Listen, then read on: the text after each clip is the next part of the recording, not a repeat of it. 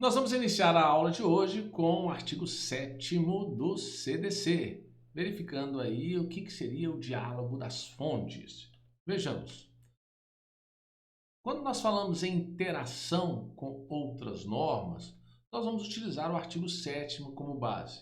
Nós temos que os direitos previstos neste código não excluem outros decorrentes de tratados, de convenções internacionais, de que o Brasil seja signatário. Também não vai excluir a legislação interna, ordinária, os regulamentos expedidos pelas autoridades administrativas, bem como os que derivem dos princípios gerais do direito, a analogia, os costumes e a equidade. Observe que o Código de Defesa do Consumidor, a gente percebe que o Código de Defesa do Consumidor, ele tem uma interação com outras normas, com tratados, convenções, legislação, regulamentos, o que nós vamos denominar de diálogo das fontes. E esse diálogo é a aplicação de várias normas de maneira harmônica sobre o mesmo suporte fático. O CDC ele não tem a pretensão de forma completa, de utilizar, completar todo o ordenamento. Então não há como completar, completude, falar da completude aqui do CDC. Seria impossível. Por isso que nós temos o diálogo das fontes. Outras normas irão auxiliar o legislador ou o juiz na hora de fazer o julgamento. Ele vai poder basear também em outras fontes. Nós temos aqui os direitos processuais em favor do consumidor. O Código de Defesa do Consumidor, ele traz, aqui no caso, direitos materiais em favor do consumidor. Mas muitas das vezes a pessoa não tem capacidade processual de demonstrar um direito. Portanto, para equilibrar essa situação desigual, o legislador estabelece alguns direitos processuais em favor do consumidor. Porque às vezes o consumidor realmente ele é a parte mais fraca, geralmente ele é vulnerável, de repente ele é até hipossuficiente. Como é que ele vai conseguir fazer todas as provas? E aí nós temos a situação da inversão do ônus da prova, é o primeiro fato, a inversão do ônus da prova. Nós temos também a ação deve ser ajuizada no domicílio do consumidor, ou seja, ela pode, não é uma obrigatoriedade, mas ela pode ser ajuizada no domicílio do consumidor, isso que facilita muito, e não do réu. Está lá no artigo 101, inciso 1, confere. E nós temos também que é vedada a denunciação da lide. É vedada a denunciação da lide. A denunciação da lide seria uma ação regressiva contra o verdadeiro causador, talvez, do dano ali. Imagine que uma construtora, você tenha comprado um imóvel de uma construtora e você ajuizou a ação contra a construtora, mas a culpa foi do engenheiro. A construtora pode querer denunciar a lide o engenheiro, mas isso é vedado. Não impede depois que a construtora entre em uma ação própria regressiva contra aquele engenheiro para reaver o prejuízo que ela sofreu. Então tem que ficar atento nesse detalhe. Denunciação da lide, então é vedada a denunciação da lide. Nós temos que a ação ela é proposta no domicílio do consumidor e a inversão do ônus da prova. Muito atento aqui, ó, endereçamento. O endereçamento, você lembra lá na Justiça do Trabalho? Onde você entra com a ação? No local do principal estabelecimento do local da principal prestação de serviço do reclamante. E o consumidor? No domicílio dele. Você guardando esses endereçamentos, você sabe identificar onde você vai propor uma ação relacionada ao consumidor, uma ação trabalhista. Inversão do ônus da prova, existem duas hipóteses. Ou ela é judicial ou ela é de acordo com a lei. Ela se opera de acordo com o juiz, que analisa o caso concreto, a presença dos requisitos e vai inverter ou não. E nós temos a operação feita pela lei, ou seja, a inversão do ônus da prova feita pela lei. Está no artigo 12, parágrafo 3º, está no artigo 14, parágrafo 3º, está no artigo 38, e ela é feita de forma automática. Eu quero que você vá até esses artigos e faça a leitura para poder fixar esse assunto. E a presença de dois requisitos. Existe a presença de dois requisitos. Quais são? A hipossuficiência, e nós temos aqui a alegação verossímil. Verdade, verossímil e verdade, alegação da verdade. A hipossuficiência é a dificuldade de fazer prova. No processo civil, nós temos ali a dificuldade que você tem de fazer prova. Lembrando que o CDC ele não exige a acumulação desses requisitos. Ele não exige acumulação. E, além disso, pode ser de ofício a inversão da prova. De ofício significa que é sem requerimento por se tratar de matéria de ordem pública. Então, não há que pode ser feito de ofício a requerimento ou, se o juiz entender, né, nós podemos ter essas duas situações. A parte requer ou, de ofício, o juiz defere. E qual o momento da inversão do ônus da prova? O momento da inversão, para que nós possamos identificar, ele deve ser sempre antes da sentença, porque você vai inverter o ônus da prova antes da sentença. Por isso que nós vamos afirmar que é um procedimento e não um julgamento. Quando há inversão do ônus da prova, o que nós estamos diante é de um procedimento e não do julgamento. E o STJ já falou isso. O STJ ele já mencionou para a gente o seguinte: a posição de que trata a regra é de procedimento, ou melhor, a inversão do ônus da prova precisa ocorrer antes da sentença, seja no recebimento da inicial, seja na ocasião do despacho saneador, em respeito ao contraditório e ampla defesa, ainda que, segundo essa posição, o réu precise saber que aquele ônus, que em tese era do consumidor, passa a ser dele. Inclusive, o novo CDC reforça essa posição. Imagine se fosse no julgamento. O juiz resolve inverter lá na hora do julgamento, sem a parte tomar conhecimento. Não pode. Então, temos aqui um procedimento no processo. Continuando. Súmulas importantes do STJ. Você vai fazer a leitura aí da súmula 620, você vai fazer a leitura dessa súmula, vai fazer a leitura da súmula 610, e eu trouxe aqui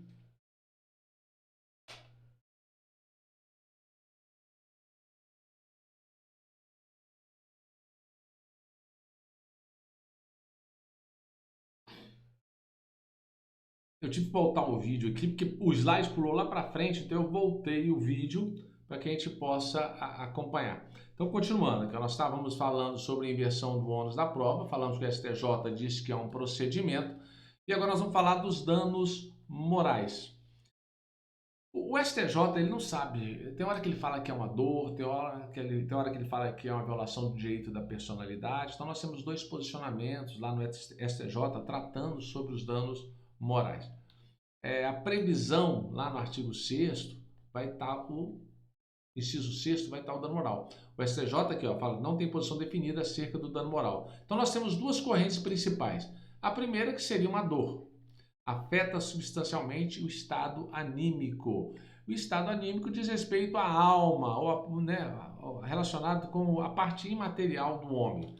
E o dano moral decorre também da ofensa de direitos da personalidade. Está lá no artigo 11 até artigo 21 do Código Civil. E é muito importante que você faça a leitura desses artigos 11 a 21, mesmo tratando-se de Código Civil, que isso pode ser cobrado na sua prova, para você identificar quais são os direitos da personalidade. O STJ, já coloquei aqui, que não possui um conceito claro de dano.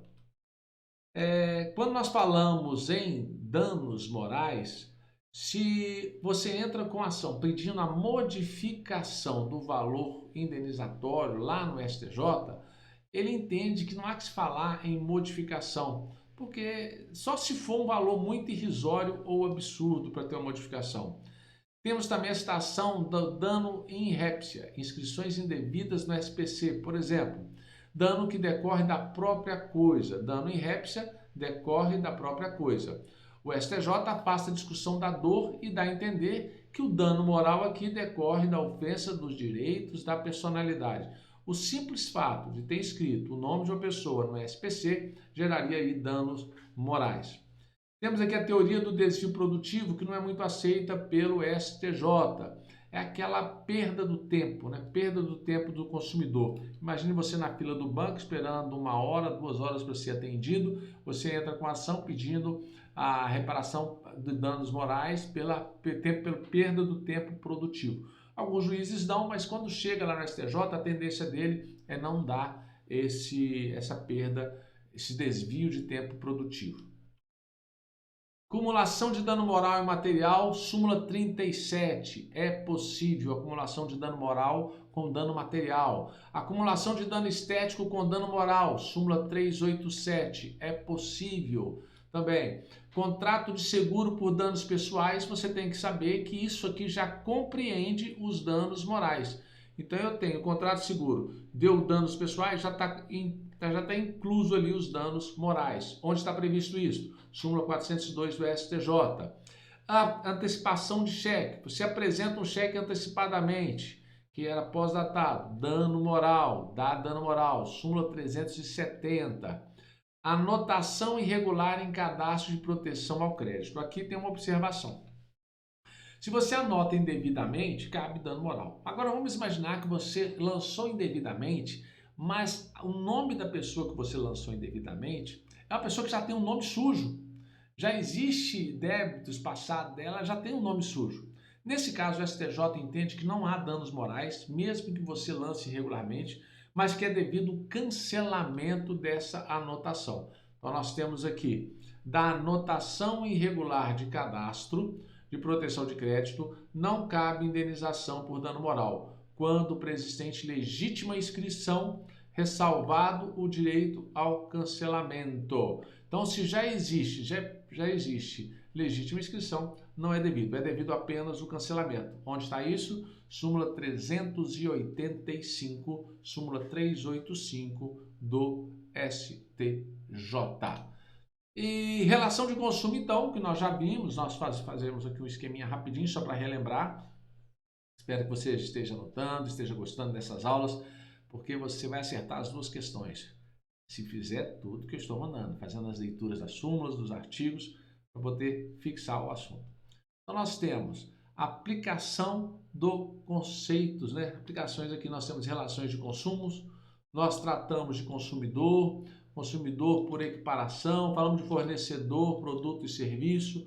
Lá está no artigo 1º e 2º, artigo parágrafo 1º, o equiparado, temos o artigo 17, o bystander, temos também o artigo 29, que é o equiparado. Todos esses aí são os equiparados, salvo o artigo 1º e 2º, que nós teríamos aí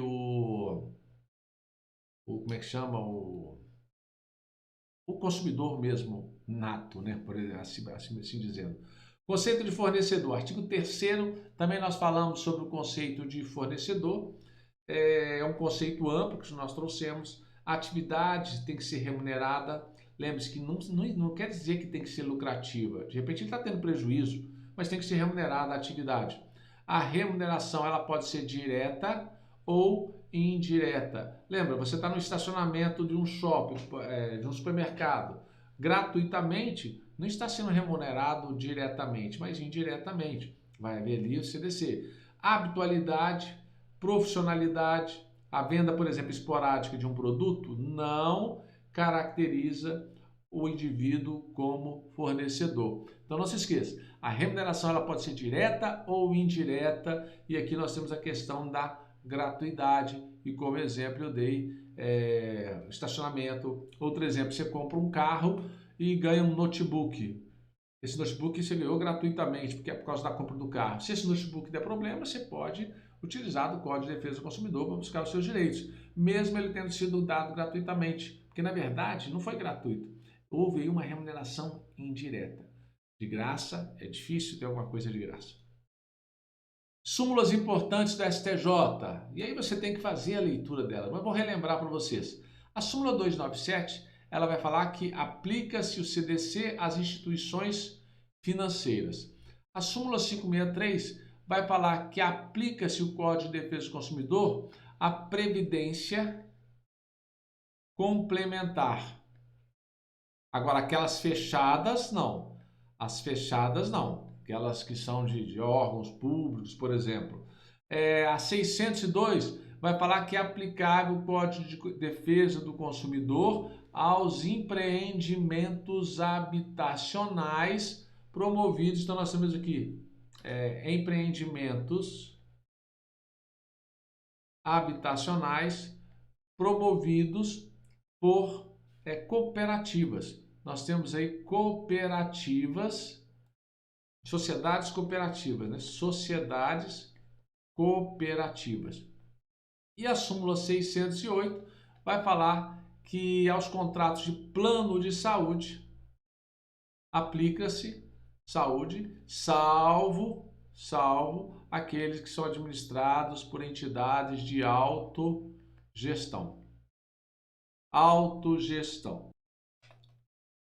Observações importantes. Condomínio contra condômino. Relação de condomínio contra condomínio, condomínio contra condomínio. Não é relação de consumo, então eu não vou aplicar o Código de Defesa do Consumidor. A argumentação do STJ é porque existe uma lei especial, a lei dos condomínios.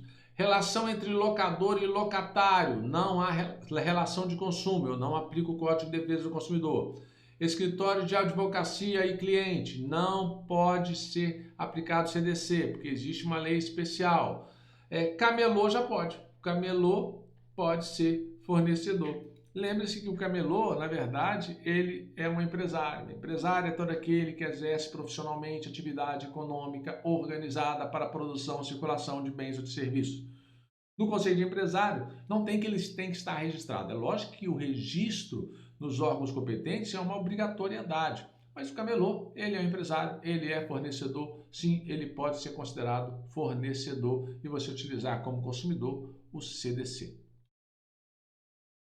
Não se aplica o CDC em contrato de franquia.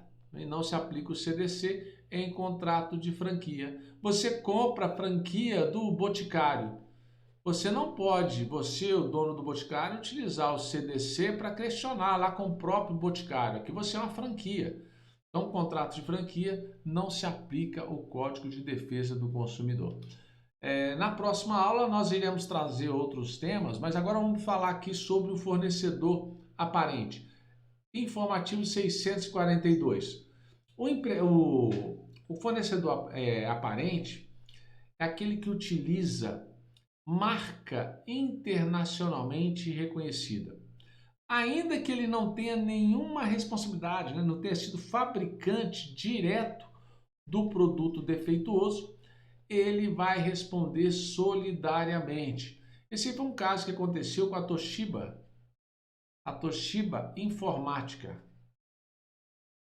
Toshiba Informática era uma empresa que consertava produtos da própria Toshiba.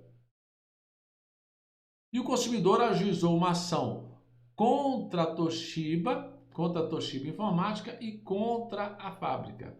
A alegação da Toshiba é que ela não era o fabricante daquilo que deu problema, que foi consertado pela Toshiba Informática.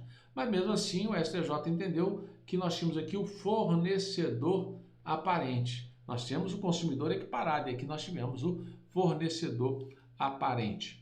O informativo 633 de 2018 informou que as sociedades consorciadas em relação às obrigações derivadas da relação de consumo, elas têm responsabilidade solidária desde que essas obrigações guardem correlação com a esfera da atividade do consórcio. Exemplo, nós temos um grupo de pessoas jurídicas que formam um consórcio para administrar uma rodovia. Esse grupo aqui vai responder solidariamente. Questão dos pedágios, é só se lembrar dos pedágios. Geralmente temos várias pessoas jurídicas que formam um consórcio para administrar aquele pedágio. Se acontecer alguma coisa, você como consumidor poderá ajuizar contra todos, porque haverá aqui uma responsabilidade solidária.